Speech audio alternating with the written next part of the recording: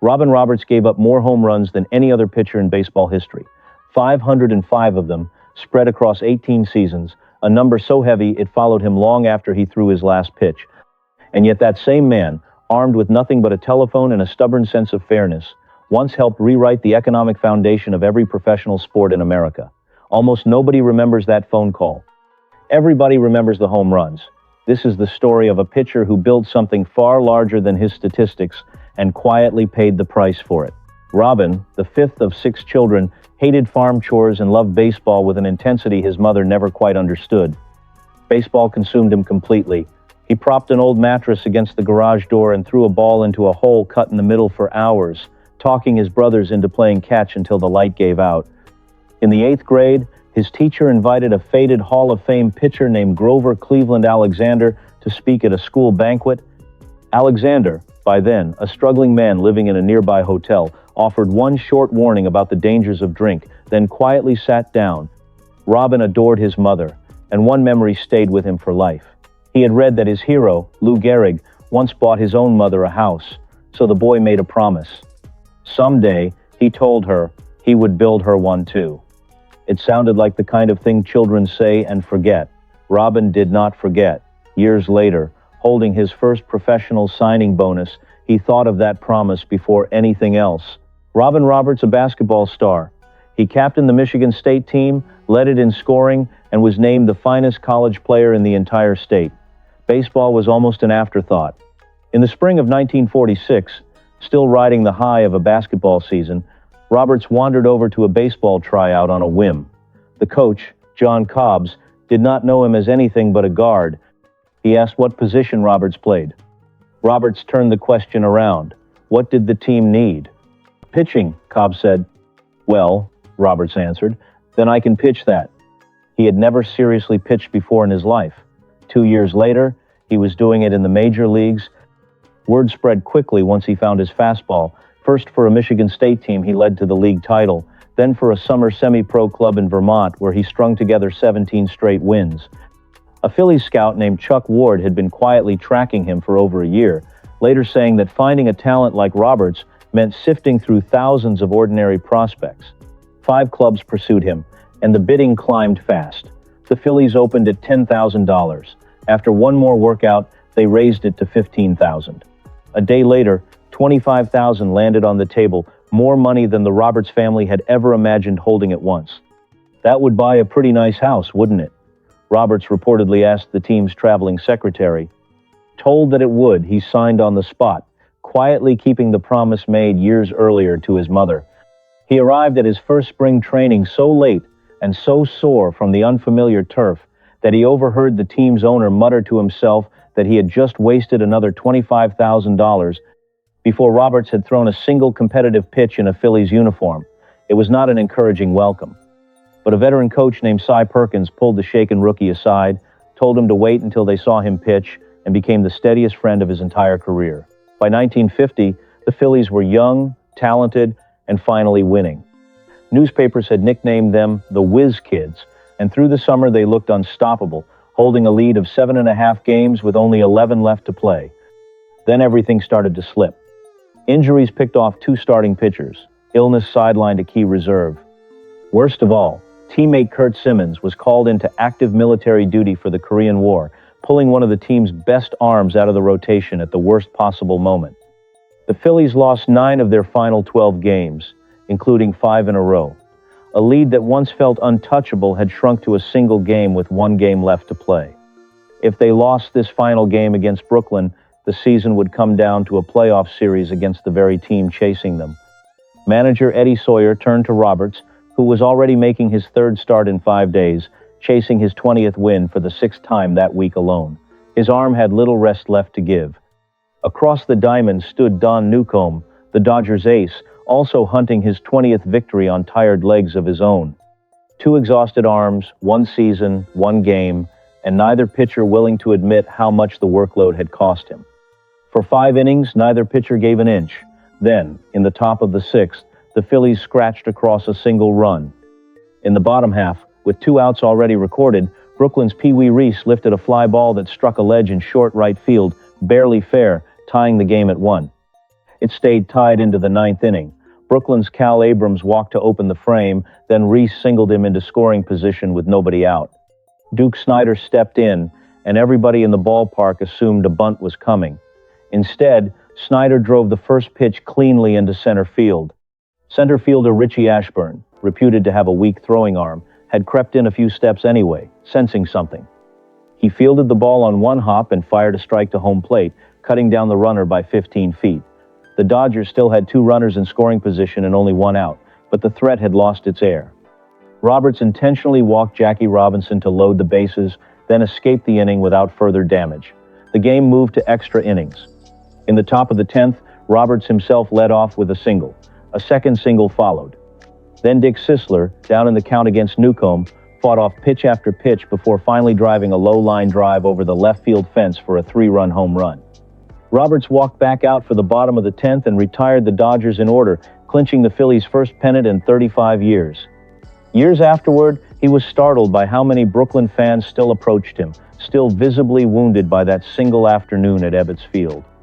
One prominent writer later admitted that as a child rooting for the Dodgers, she had quietly hoped something, anything, would keep Roberts off the mound that day. Nothing did.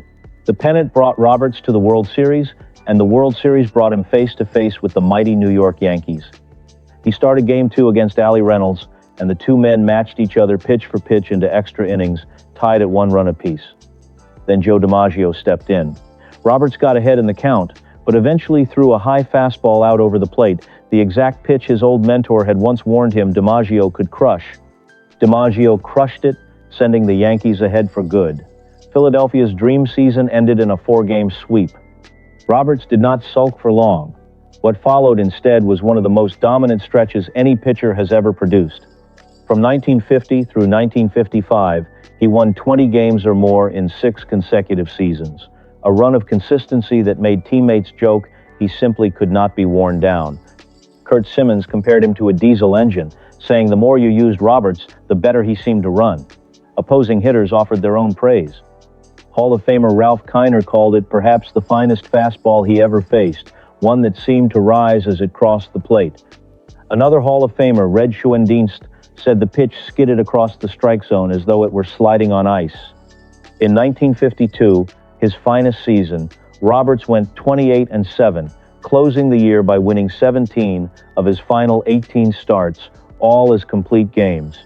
Somewhere in that stretch, he strung together 28 consecutive complete games, an endurance record that still stuns pitching coaches today, in an era when few starters are trusted to finish what they begin. That year, logic suggested Roberts would win the league's Most Valuable Player award. He did not. The honor went elsewhere, a decision so widely questioned that baseball's commissioner personally told Roberts, almost as an apology, that pitchers deserved a trophy of their own. Several years later, the league introduced a new annual award honoring its finest pitcher, born partly out of the sting Roberts had felt that season. He never got the trophy named in his honor, but without that snub, the award many pitchers now chase every year might never have existed at all.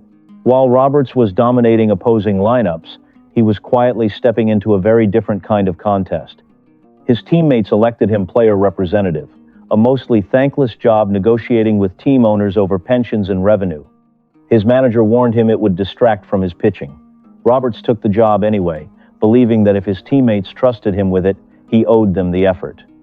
What he found at his first league meeting unsettled him. Ownership resisted even the smallest concessions, and commissioners who claimed to serve the whole game seemed, in practice, to serve one side of it far more than the other. Roberts kept the position for years, watching the same pattern repeat itself again and again. By the fall of 1964, with a new television contract approaching, Roberts decided the players needed something they had never had before, a full-time leader devoted entirely to their interests. Together with fellow pitcher and future Senator Jim Bunning, he approached a steel industry negotiator named Marvin Miller and asked him to take the job. At the time, the Players Association owned exactly one asset, a single battered filing cabinet. Miller agreed on the condition that the players themselves would vote him in. They did, overwhelmingly, despite fierce opposition from ownership. Roberts could not have known what he was setting in motion. Miller's leadership eventually reshaped the entire economic structure of professional sports, opening the door to free agency and permanently shifting the balance of power between players and owners. Roberts later admitted he never imagined it would go that far. All he wanted was a fair pension. He was less comfortable with what came next. When Miller led players into their first strike years later, Roberts was troubled, remembering an old promise Miller had once made him that such a stoppage would never happen. When Roberts finally called to remind him, Miller answered simply that he had been expecting the call. The friendship that built the Players Association would never fully heal from that moment, but the foundation Roberts helped lay never crumbled either. Years afterward, when Roberts asked the Phillies about an opening for general manager, the team's longtime owner quietly turned him down. Word later reached Roberts that the owner resented his role in the players' fight. Every dominant run eventually meets its ending, and Roberts met his on his 30th birthday. He lost that day, snapping his streak of 7 consecutive 20-win seasons, and the decline that followed refused to slow down. His earned run average climbed. His fastball lost the hop that once made hitters look foolish. Coaches urged him to learn a changeup, something to survive on once the velocity faded, but Roberts stubbornly refused, worried it would disrupt the rhythm that had always defined him. By 1961, the bottom had fully given way. The Phillies lost over 100 games. Roberts himself won only once all season, and his manager criticized him publicly more than once in front of reporters who once could not stop praising him. It was a startling reversal for a man who had spent a decade as the most reliable arm in the league, now watching his name appear in stories about who to blame. The Phillies decided they no longer needed him and sold his contract to the Yankees. It should have been a graceful final chapter, playing out his career with a champion. Instead, rain, off days, and a crowded pitching staff meant Roberts never once took the mound in a Yankees uniform before they released him outright. He was 35 years old, unemployed, and seriously considering retirement. A club in Tokyo offered him a contract, but Roberts refused to uproot his family for it. He worked out for the Cincinnati Reds, who liked what they saw, but the negotiations collapsed over a gap of only a few $1,000s.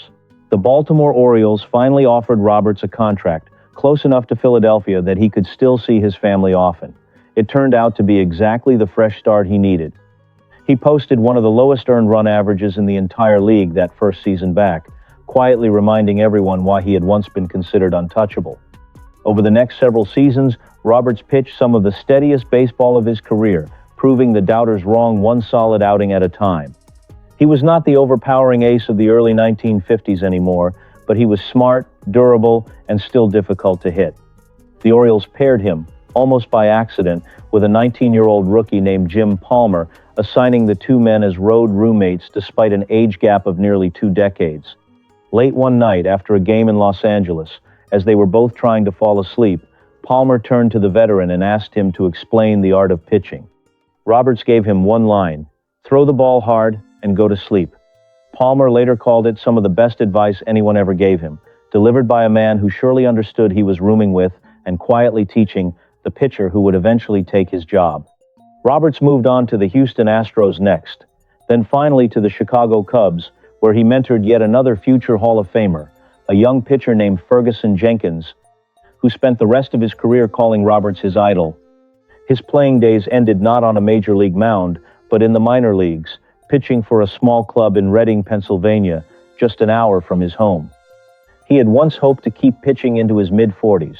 Instead, his final professional appearance came in front of a modest crowd of a few thousand fans in a stadium far smaller than the ones that once filled to watch him. Driving home that night, Roberts thought back to Cy Perkins, the friend who had told him years earlier that he would still be throwing shutouts at 40. Perkins had been right, Roberts realized, just not about the stage where it would happen. Counting every win from his very first minor league season through that final year in Reading, his career total landed on exactly 300 victories, the milestone Perkins had once promised him he would reach, arriving at a form neither man could have predicted. In 1976, on his 6th year of eligibility, Roberts was elected to the Hall of Fame. Asked what the honor meant to him, he answered simply that a player never expects something like this, and that it was a thrill just to know he belonged there. He kept a quiet promise from that day forward, returning to Cooperstown every single year for the induction ceremony, a streak he continued for the rest of his life. He later coached college baseball for 8 seasons, built a golf course with his old neighbor Kurt Simmons, and settled into a peaceful life in Florida with his wife, Mary, and their 4 sons. Mary passed away in 2005. Robin followed almost 5 years later at his home in Temple Terrace, at peace, surrounded by the family he had spent a lifetime providing for. The Phillies wore his number on their sleeves that entire season. His statue outside the ballpark was draped in flowers. One columnist, reflecting on his career, wrote that calling him simply a workhorse barely captured the man at all. The home run record eventually fell to another pitcher, exactly the way records always do. But the union he helped build, the fair pension he fought for, and the free agency system that grew from one quiet phone call still shape the sport today.